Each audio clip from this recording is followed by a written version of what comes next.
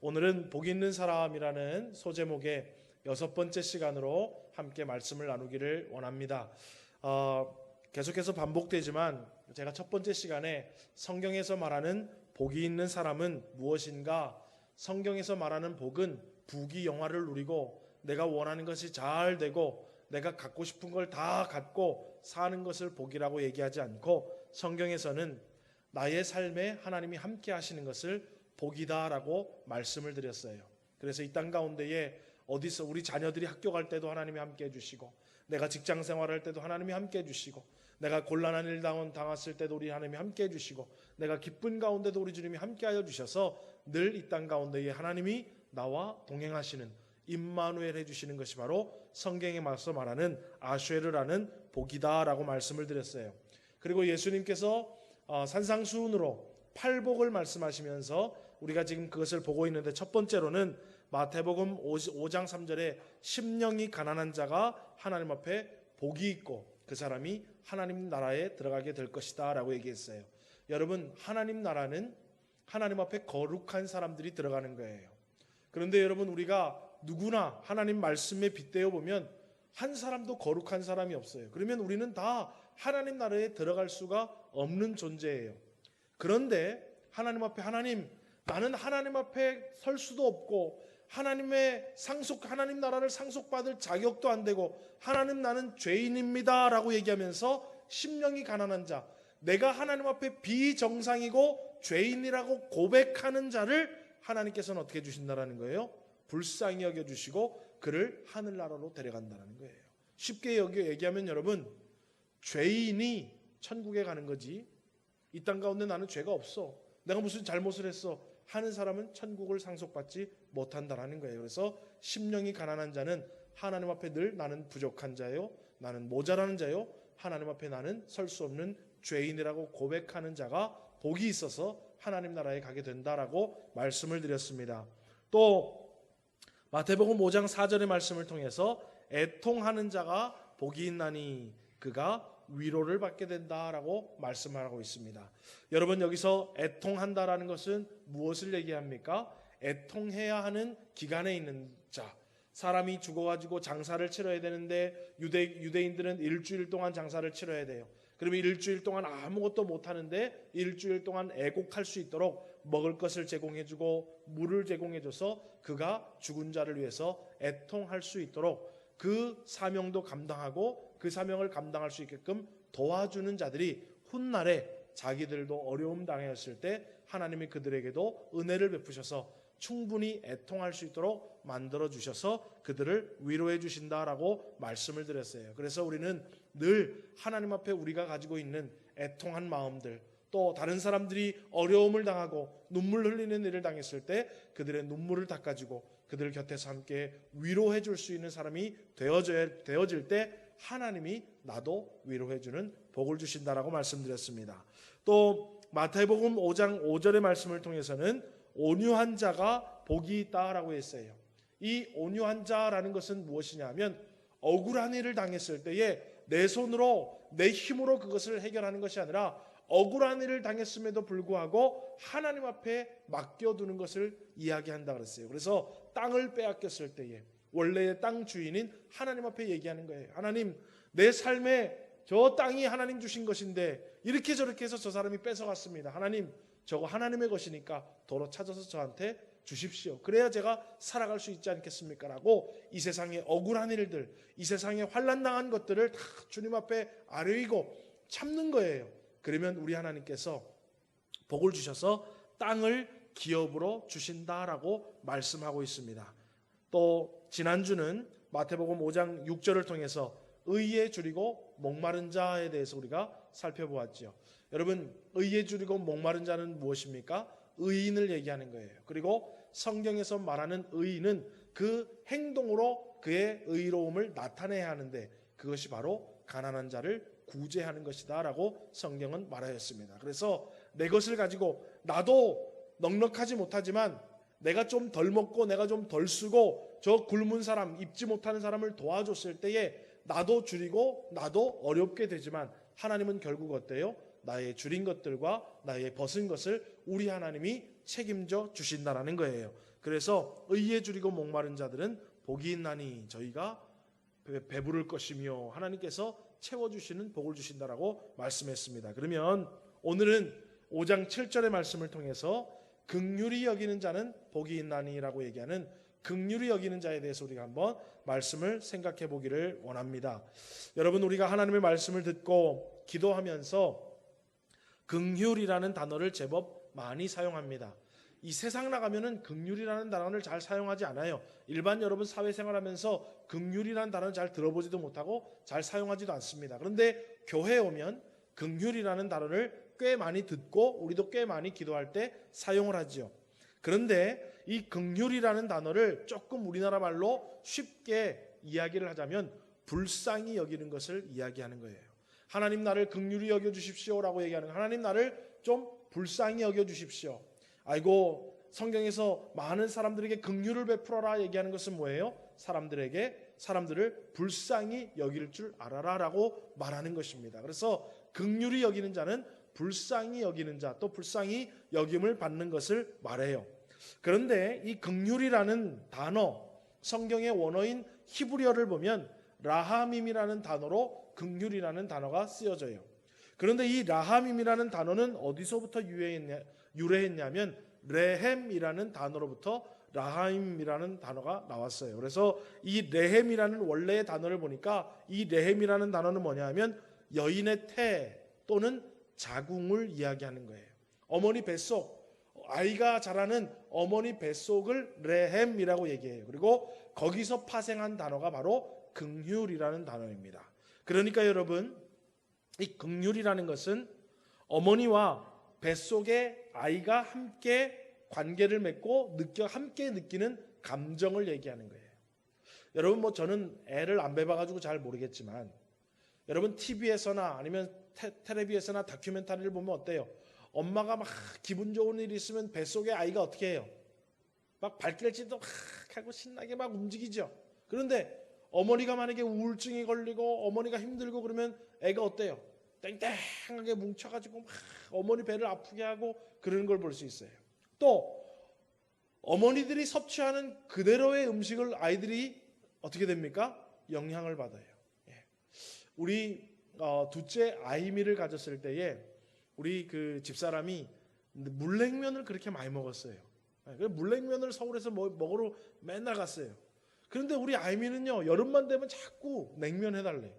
그래가지고 저 뱃속에서 먹은 걸 우리 일에는 절대로 냉면 해달라는 얘기 안 하거든요. 오늘도 우리 아이미는 둥지냉면 끓여 먹었어요. 둥지냉면 해가지고 그거 참 얼음 해가지고 맛있다 그러면서 막 먹더라고. 여러분, 어머니의 뱃속에 아이가 함께 있을 때요, 무시 못하고 그 끈끈한 관계성으로 함께 있다라는 거예요. 그것을 레헴이라고 얘기하고 거기에서 파생된 단어를 긍휼이라고 얘기합니다. 그러면 이 긍휼이라는 단어는 성경에서 어떨 때 주로 사용하게 되었냐면 하나님과 이스라엘 백성의 관계성을 이야기할 때 이 레하임이라는 긍휼이라는 단어를 많이 사용했어요. 그러니까 하나님과 이스라엘 백성들은 뗄래야 뗄 수 없는 관계라는 거예요. 부모와 자식 같은 관계라는 거예요. 여러분, 우리가요, 아무리 어린아이도요, 내 새끼는 다 용서해요. 그런데 남의 집 애가 저지레를 하면 어떻게 해요? 뭐 애가 저렇게 커서 뭐가 되려고 저러나? 그러면서 여러분 잘 받아들이지를 못해요. 그런데 우리 애는요, 별 희한한 거를 해도 어때요? 다 받아들일 수 있어요. 여러분 자식 기저귀는 갈아줘도 남의 거 기저귀는 못 갈아줘요. 물론 한두 번은 갈아줄 수 있겠지만 여러분, 부모와 자식은 그렇게 관계가 돼 있다는 거예요. 오늘 이 긍휼이라는 단어는 하나님과 하나님의 백성의 관계성을 이야기할 때 성경에서 긍휼이라는 단어를 많이 사용하고 있습니다. 자, 그래서 이 긍휼이라는 단어를 우리가 좀 성경적으로 생각해 보면 하나님께서 이스라엘 백성들을 향한 불쌍한 마음을 표현하는 감정을 긍휼이라는 단어로 늘 사용하고 있습니다.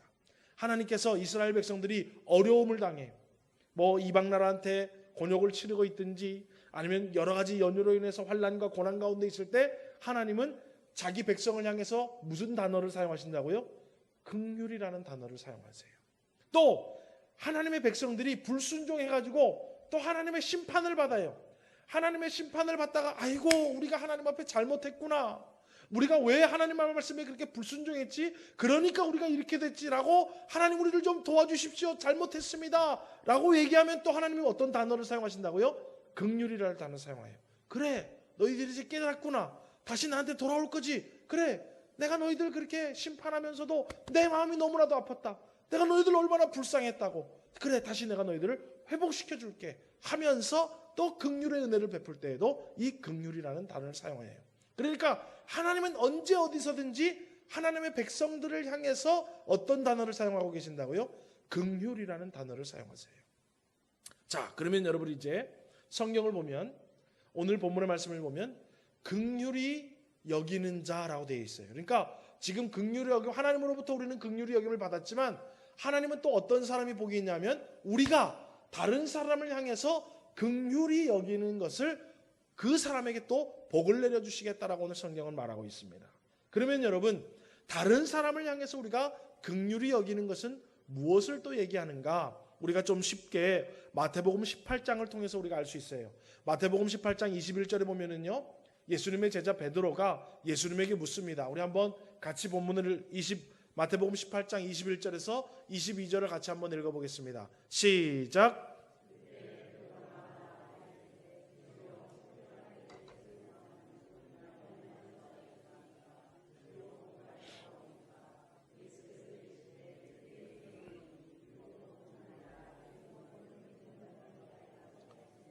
베드로가 지금 예수님께 용서에 대해서 질문을 하면서 몇 번 용서할까요? 7번까지 하오리까? 라고 있어요. 성경에서 7이라는 숫자는 완전한 숫자를 얘기하는 거예요. 그래서 우리나라는 보통 몇 번 얘기해요? 3, 4번 얘기하잖아요. 그죠? 너 지금 2번째야. 마지막 한 번 안 봐줘. 우리는 참을 만큼 참은 거 한 3번 참으면 3, 4번이라 그러는데 유대인들은 7이라는 숫자를 말해요. 그러니까 지금 베드로가 우리나라 사람이라면 그랬을 거예요. 예수님 3, 4번만 용서해 주면 됩니까? 라고 묻는 거예요. 7번까지 해주면 됩니까? 그러니까 우리 주님이 뭐라 그래요? 7번을 70번이라도 용서해 주라는 거예요. 그건 여러분 딱 70번씩 7번만 용서해 주라는 것입니까? 끊임없이 용서해 주라는 것입니까? 끊임없이 용서해 주라는 것입니다. 자, 오늘 여러분 바로 불쌍히 여기고 용서해 주는 모습을 바로 성경은 긍휼이라고 말을 하고 있다는 것입니다. 타인에 대해서 긍휼히 여긴다라는 것은 그 사람을 불쌍히 여겨서 돕는 것, 혹은 그 사람을 불쌍히 여기고 그 사람 마음을 이해하는 것, 혹은 절대 용서할 수 없는 짓을 했지만도 그 사람을 용서해 주는 것을 긍휼이라고 오늘 성경은 말하고 있습니다. 그러면 여러분, 우리가 왜 다른 사람을 향해서 긍휼히 여기는 삶의 모습을 가져야 하겠습니까? 물론 첫 번째로는 하나님께서 우리를 긍휼히 여기셨기 때문이었습니다. 시편 79편 8절 말씀으로 한번 같이 읽어보겠습니다. 같이 한번 읽습니다. 시작. 우리 조상들의 죄악을 기억하지 마시고 주의 긍휼로 우리를 속히 영접하소서. 우리가 매우 가련하게 되었나이다. 하나님께서 먼저 우리를 긍휼히 여기셨다는 거예요. 하나님은 우리를 긍휼히 여기셔서 우리를 죄로부터 구원해 주시는 긍휼을 이미 우리는 얻은 자, 입은 자라는 거예요. 또 여러분 시편 51편 1절 말씀도 한번 같이 읽습니다. 시작. 하나님이여 주의 인자를 따라 내게 은혜를 베푸시며 주의 많은 긍휼을 따라 내 죄악을 지워 주소서. 우리 여러분 예수 그리스도로 말미암아 우리의 죄가 다 용서함을 입었어요. 그러니까 우리는 이미 구원받은 것으로 뭘 입은 자예요? 긍휼함을 입은 자예요. 그러니까 하나님은 너희들도 다 긍휼함을 입었으니까 너희들 지금 죄가 없어서 성도가 된 것이 아니다. 너희들 율법을 100% 지켜서 구원받은 것이 아니라 너희들도 내가 긍휼히 여겨서 죄를 다 용서해줘서 구원받았으니까 너희들도 긍휼을 입은 자로서 다른 사람을 긍휼히 여기라라고 말씀하고 있는 것입니다. 또 여러분, 긍휼히 여기는 자가 하나님의 긍휼을 또 얻을 수 있기 때문에 그래요. 마태복음 6장 14절도 우리 한번 같이 읽어보겠습니다. 시작. 너희가 사람의 잘못을 용서하면 너희 하늘 아버지께서도 너희의 잘못을 용서하시려니와. 오늘 여러분, 우리는 영적으로 죄에 대해서 문제가 해결되고 긍휼하심을 얻어서 구원을 받았지만 여전히 우리는 이 땅 가운데 또 삶을 살아가고 있어요. 그리고 여전히 이 땅 가운데의 삶에 구원에 관한 용서 말고도 오늘 저와 여러분 사람과 살아갈 때 부부간에, 부모와 자녀간에, 인친척 간에, 또 직장에서 만나는 사람 간에 우리는 또 서로 용서해주는 긍휼함의 모습이 있어야 된다는 거예요. 그래야 하나님이 또 우리를 긍휼히 여겨 주신다는 것입니다. 여러분, 하나님으로부터 불쌍히 여김을 받아서 죄에 대해 용서함을 받은 우리는 다른 사람에 대해서 불쌍히 여기는 것, 그리고 그들을 용서하는 것이 바로 긍휼함을 입고 용서를 받는 성도의 당연한 모습이라고 오늘 성경은 우리에게 말하고 있습니다. 그렇다면 여러분, 이 긍휼은 죄에 대한 구원은, 용서와 구원은 물론이거니와 우리의 삶에 대한 것도 포함하고 있다는 것입니다. 여러분, 이 긍휼은 꼭 죄에 대한 용서뿐만 아니라 시편 40편 11절 보면 하나님의 보호하심도 이 긍휼함에 내포되어 있어요. 우리 시편 40편 11절을 우리 한번 같이 읽습니다. 시작. 여호와여, 주의 긍휼을 내게서 거두지 마시고 주의 인자와 진리로 나를 항상 보호하소서. 여러분, 우리가 하나님께서 우리 자녀들도 보호해 줘야 되고 우리의 모든 일거수일투족도 다 보호해 줘야 돼요. 여러분, 차를 운행하시면 혹시 장거리를 가면 우리가 뭐 합니까? 차에 앉아서 잠깐 기도하지요. 하나님, 우리 차 오늘 여행 갑니다. 우리 학생 또 휴가를 갑니다. 멀리 장거리 갑니다. 하나님 보호해 주시고 은혜를 주옵소서라는 것도 바로 하나님의 긍휼을 구하는 거라는 거예요. 그렇다면 여러분, 오늘 저와 여러분이 다른 사람을 향해서 그렇게 긍휼히 여기는 것이 바로 하나님이 또 우리에게 긍휼을 베풀어 주시는 통로가 되어진다라는 것입니다. 또 여러분, 하나님께서는 우리에게 인자하심을 베풀어 주시고 우리의 삶 가운데 응답을 주시는 긍휼하심을 또 나타내고 있어요. 시편 69편 16절도 우리 한번 같이 읽어보겠습니다. 시작. 여호와여, 주의 인자하심이 선하시오니 내게 응답하시며 주의 많은 긍휼에 따라 내게로 돌이키소서. 그러니까 여러분, 오늘 저와 여러분이 이 땅 가운데 살아가면서 불쌍히 여기는 자를, 불쌍히 여김 받아야 될 자들을 마땅히 불쌍히 여겨주고, 또 돌아봐야 될 사람들을 좀 돌아봐주고, 용서를 구하는 사람들에게 용서를 베풀 때에 우리 하나님께서는 우리를 보호해 주시고 하나님의 인자하심으로 우리의 기도에 응답해 주시고 우리를 붙잡아 주신다는 긍휼의 복을 약속하고 있는 거예요. 여러분, 반복해서 제가 말씀을 드리지만 하나님의 신약 성경을 쭉 읽어보면은요, 구약에도 구약의 황금률이라고 불리우는 것이 있고 신약 성경에도 신약의 황금률이라고 불리우는 것이 있는데 그 신약의 황금률은 바로 마태복음 7장 12절을 얘기해요. 우리 한번 마태복음 7장 12절을 같이 한번 읽어보겠습니다. 시작. 그러므로 무엇이든지 남에게 대접을 받고자 하는 대로 너희도 남을 대접하라. 이것이 율법이요 선지자니라. 성경을 자꾸 읽어보고 하나님의 말씀을 자꾸 들여다보면은요, 하나님의 교훈을 자꾸 들면요, 이것으로 다 표현이 된다는 거예요. 너희들도 남에게 대접을 받고자 하는 대로, 만약에 너희들 어려울 때에 누구에게 도움을 받고 싶으면 너희들 다른 사람 어려울 때 뭐 해주라는 거예요? 도와주라는 거예요. 그래야 너희들도 어려울 때 도움받는다는 거예요. 너희들 억울할 때 누가 내 얘기를 좀 들어주고 나를 위로해주고 내 형편을 좀 어떻게 해주기를 원하면 너희들도 누군가 억울해 있는 사람들의 얘기를 좀 들어주고 그 사람의 억울도 풀어줄 수 있는 모습이 있어야 된다는 거예요. 그래야 너희들도 하나님이 억울할 때 풀어주시겠다라는 거예요. 너희들 만약에 배고픈 상황에 처했을 때에 너희들 누가 좀 먹을 것도 주어주고 누가 좀 나에게 손을 내밀어 주기를 원한다면 너희들 누군가 배고픈 사람이 있으면 그 사람을 먹여주고 손을 먼저 내밀어 줄 수 있어야 된다는 거예요. 오늘 여러분, 이 긍휼함도 마찬가지예요. 너희들 긍휼을 베풀면 언젠간 너희들도 긍휼을 입어야 할 때가 오는데 내가 너희들을 긍휼히 여겨주겠다는 것입니다. 이해가 되시면 아멘 하시기 바랍니다. 여러분, 바로 이것이 복 있는 성도의 삶이라는 것입니다. 여러분의 자녀들이 하나님으로부터 불쌍히 여김을 받아 보호하심과 인도하심의 긍휼의 은혜를 받기를 원하십니까? 여러분의 가정과 사업체가 혹은 생업 위에 하나님이 불쌍히 여기심으로 도우시고 보호하시고 인도하시는 긍휼의 은혜를 받기를 원하십니까? 아니면 여러분 개인의 삶이 너무나도 하나님 앞에 부족하고 모자라고 자격이 없고 하나님 앞에 용서를 좀 받기를 원하는 긍휼을 입어야 되고 용서하심의 은혜를 받기를 원하십니까? 그러면 오늘 우리도 누군가를 긍휼히 여기며 살아가면 된다는 거예요.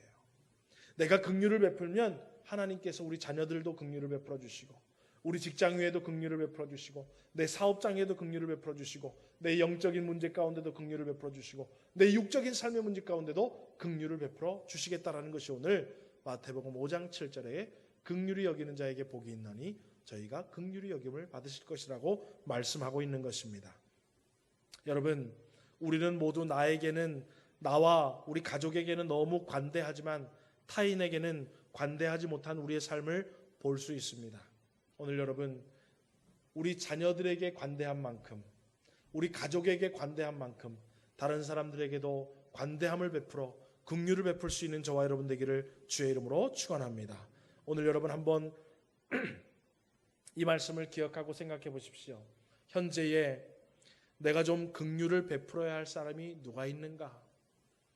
내가 지금 이 세상 살아가고 있는데 내 주변에, 내 직장에, 나와 함께 만나는 사람 중에 혹여나 여러 가지 문제로 얽히고 설킨 사람 중에 내가 좀 용서해야 되고 내가 좀 이해해 줘야 되고 내가 좀 그 사람을 도와줘야 되고 내가 좀 불쌍히 여겨야 할 사람들이 누구인가를 여러분 한번 생각해 보십시오.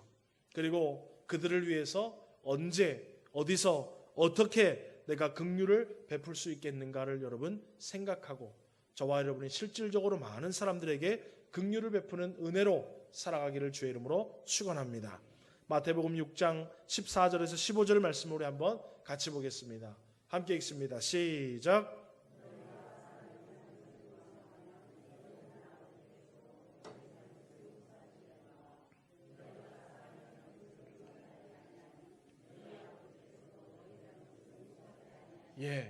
여러분 혹여나 용서해야 될 분들이 있다면 여러분 긍휼한 마음으로 용서하시기를 주의 이름으로 축원합니다. 그래야 하나님도 나중에 우리를 용서해 주시는 거예요. 오늘 본문 5장 7절도 우리 한번 같이 읽어보겠습니다. 마태복음 5장 7절 시작. 긍휼히 여기는 자는 복이 있나니 그들이 긍휼히 여김을 받을 것이며. 우리는 하나님에게도 이 땅에 함께하는 사람들에게도 긍휼을 얻고 살아가야 됩니다. 그러므로 우리는 긍휼의 은혜를 베풀고 살아가야 되는 거예요.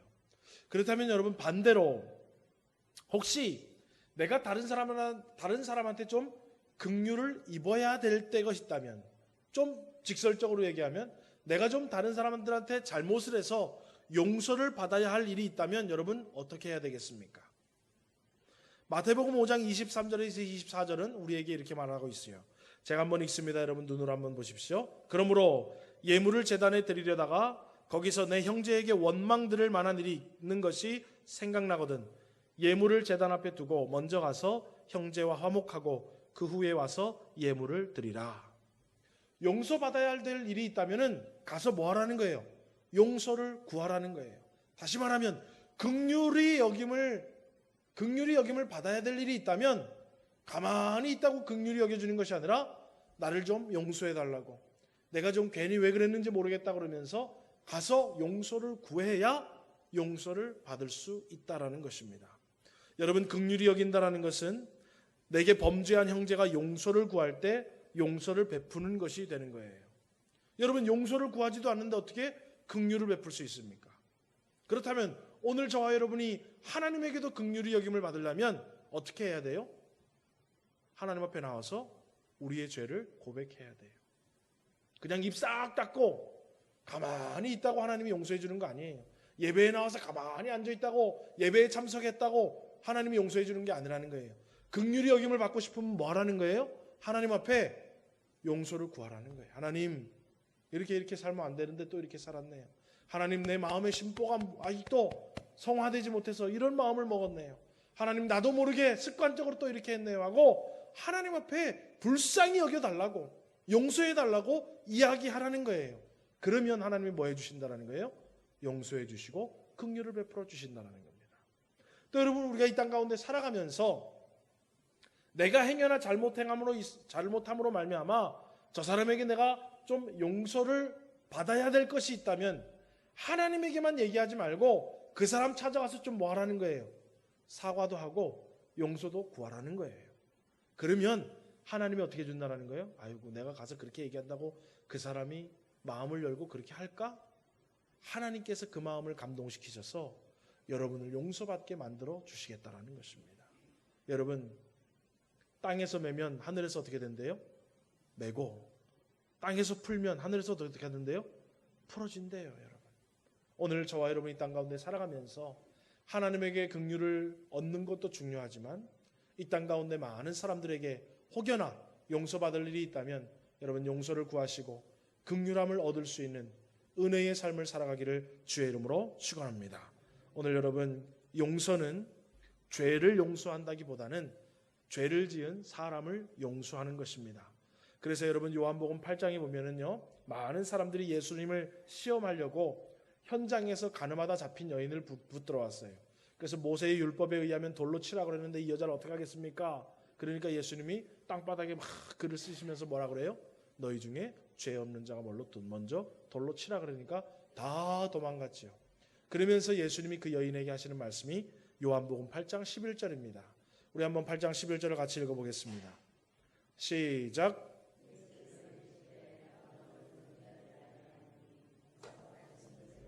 자, 여러분, 이 말을 우리가 좀 잘 봐야 돼요. 나도 너를 정죄하지는 않는다는 거예요. 그러니까 죄인은 용서해 준다는 거예요. 그렇지만 다시는 뭘 하지 말래요? 죄를 범하지는 말라는 거예요. 여러분, 용서의 의미는 여기에 있는 거예요. 여러분, 죄가 아닌 것으로 해준다는 것이 아니에요. 죄는 죄예요. 그렇지만 죄를 지은 연약한 인간은 하나님이 용서를 구하면 용서해 준다는 거예요. 여러분, 요즘에 이 세상에요, 하나님의 진리를 거스리는 수많은 것들이 버젓이 이 땅 가운데 막 드러나고 있지 않습니까? 세상 사람들이 다 그렇다고 하고 뭐가 어떻게 해도 여러분, 우리는 사랑으로 포용은 해야 되지만 그것을 다 진리로 받아들일 수는 없는 거예요. 여러분, 아닌 건 아닌 거예요. 죄는 죄고, 죄에 대해서 용서를 구하고 싶고 죄에 대해서 벗어나고 싶어 하면은 누구나 우리는 팔을 벌리고 환영하고 누구나 우리는 용서를 하고 받아들여야 되겠지만 그렇다고 그 죄까지 허용해서는 안 된다는 것입니다. 오늘 여러분, 예수님은 말씀하고 계십니다. 너희들 긍휼히 여기며 살으라는 거예요. 그러면 내가 너희들에게 복을 주겠다. 어떤 복? 우리 사는 날 동안에 하나님은 우리의 삶의 전 영역 가운데에 긍휼을 베풀어 주시는 복을 주며 살아가겠다는 거예요. 다시 말하면 오늘 내가 너희에게 긍휼의 은혜를 베풀어 주기를 원하니까 너희들 긍휼히 여기며 살아라라고 말씀하고 있는 것입니다. 여러분, 말씀을 맺겠습니다. 긍휼이라는 것은 어머니와 뱃속에 있는 아기가 탯줄에 연결되어서 함께 느끼고 있는 감정적인 것들을 얘기하는 거예요. 다시 말하면 하나님께서 하나님의 백성들과 함께 뗄래야 뗄 수 없는 관계 가운데에 늘 하나님께서 하나님의 백성들을 불쌍히 여기는 마음, 또 그들을 용서해 주시고 그들을 도와주시고 그들을 인도해 주시고 그들의 부르짖음에 응답해 주시는 놀라운 은혜들을 다 긍휼이라고 말하고 있습니다. 오늘 그리스도 안에서 한 형제요 자매된 우리는 서로 죄를 용서할 자격은 없지만 죄인을 용서할 수는 있습니다.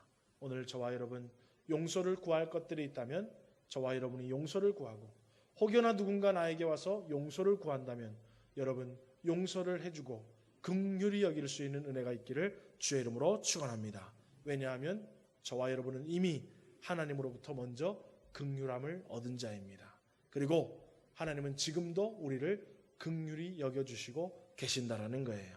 오늘 저와 여러분이 긍휼히 여김으로 살아갈 때에 하나님은 우리의 삶을 통해서 영광 받으시고 그 삶을 너무나도 기뻐하시며 그 긍휼히 여기는 삶을 통해서 또 우리에게 긍휼을 얻게 하시는 복을 주시는 줄 믿고 저와 여러분인 하나님의 크신 긍휼함 가운데에 복을 받으며 살아갈 수 있는 우리 서문교회 성도님들 되기를 주의 이름으로 축원합니다.